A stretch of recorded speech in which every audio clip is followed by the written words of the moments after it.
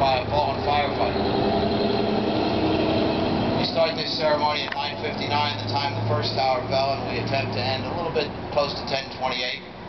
That's the time the second World Trade Center tower fell, when the firefighters were killed in New York. Tuesday, September 11th dawned as a beautiful, sunny, warm, late summer day, not much different from today. Beautiful blue skies when our country was attacked.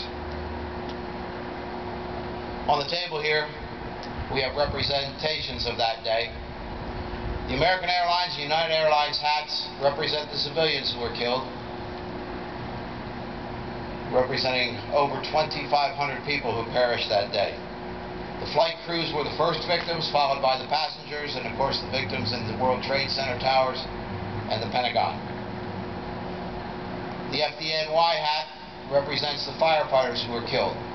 FDNY lost 343 that day. The firefighters and the police were going in and up as the civilians were going down and out. Survivors will say that the presence of the firefighters brought hope on two areas. One, that the cavalry was there, and two, that there was a way out.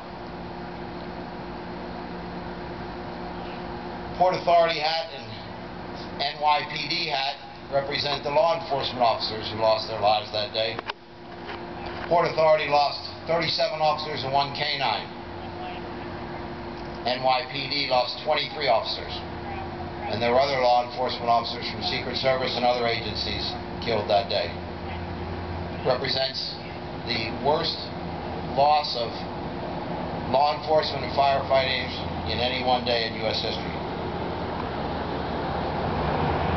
The military hat there, the Army hat, represents the military who lost. There were 55 military personnel killed that day. As we know, far more have been lost in the war on terror. There were other victims on September 11th. One was the naivete and the innocence of this country. There were also many injured in body and in spirit that day. There's a hole in the ground in Shanksville, Pennsylvania, that will ever be there as a memorial. The hole in Manhattan's Lower West Side is slowly being repaired. The hole in the Pentagon has long since been repaired. But the hole in the hearts of the families who lost will always be there. They are represented by the empty picture frame, which has developed a crack in it, ironically. These are the people that we remember today.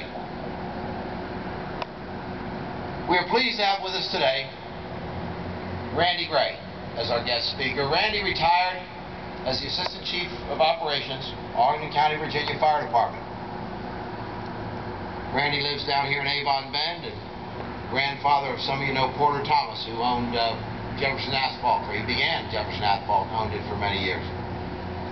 Randy was one of the first officers in that day at the Pentagon. We'll let him tell you his story.